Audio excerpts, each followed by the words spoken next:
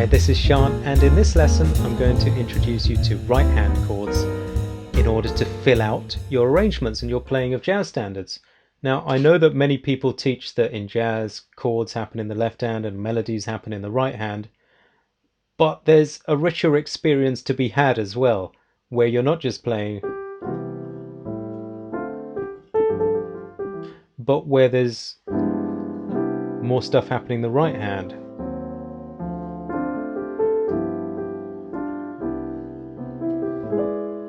And some movement as well, which I teach. Obviously some substitutions in jazz. So for me, life gets a lot more interesting when you have right hand chords. Now, it is true that you still need left hand chords, but that's more when you're playing solo phrases.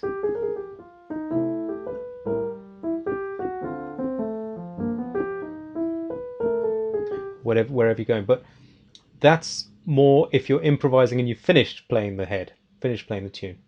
So our basic premise for playing right hand chords is that we want to get the melody note at the top of a chord in the right hand. So what I do in lessons is this kind of thing. We take the first note, we'll take that C, we're going to call that a C major 7. We're going to take the same on a D minor 7, look at that first note. We'll do the same on this G7 and etc. So we're going to take anything. Now this A minor goes with nothing, so it's really easy to sort. But the other ones, we need to look at which notes go with them. Let's do the first line and see what happens. That will bring, that's good. That will bring a nuance up on the G7 because E actually isn't in G7. So we'll see what we do about those issues as well. This is how I would handle it. On the C major 7, I'd play G6 over C, as I've taught in several other lessons on YouTube and Jazz Skills now. So it's not that C major 7 inverted, it's the one moved to 2. Where you can, in the left hand, have the bottom and top, or in many cases root 7th of the chord. In this one they crash, so it doesn't matter. Just root's fine. You don't want to be down here because it's going to be too low and you've got too much space between the hands.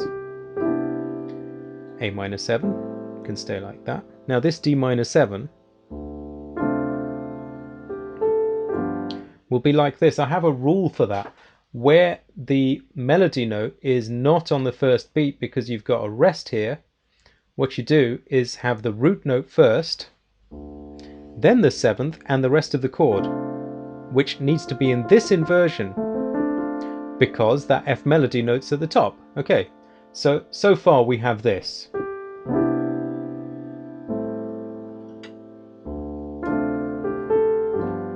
G7, we've got the shell outer two notes, the root 7, and a G7 in first inversion because the G's at the top.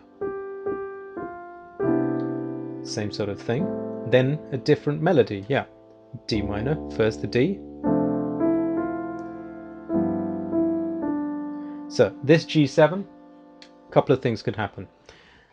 You've got an E in the melody, and E isn't in G7. So what I do is, I teach people to say, take the nearest G7 note to the left. What's the nearest G7 note to the left? It's this one, to the left of E, right? So we take that nearest one and invert there, and then just grab that E and bring it down to D as the melody does. Okay, so it'll be like this: D minor 7. We can't play root 7 because the right hand's got it. If you've watched my video on how to put the diminished over a dominant, it would be this. If not, I'll put the links in the description. Next line. Then we've got G7 with a C. This one really should be called a G7 sus because the suspended will give us that C over G7. So I'm going to change this to G7 sus.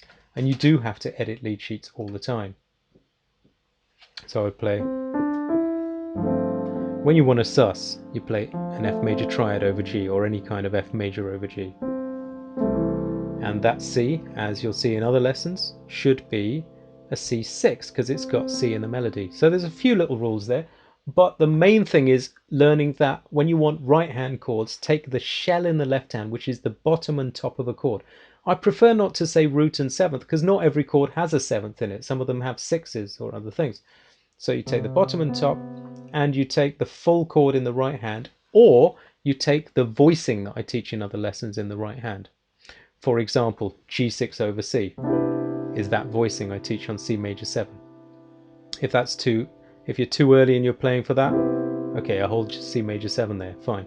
On D minor 7, root 7, I hold D minor 7 in whichever position, in whichever inversion you need it, so that the melody note can be at the top. So get trying that on a few chords and sequences and tunes, see how you get on.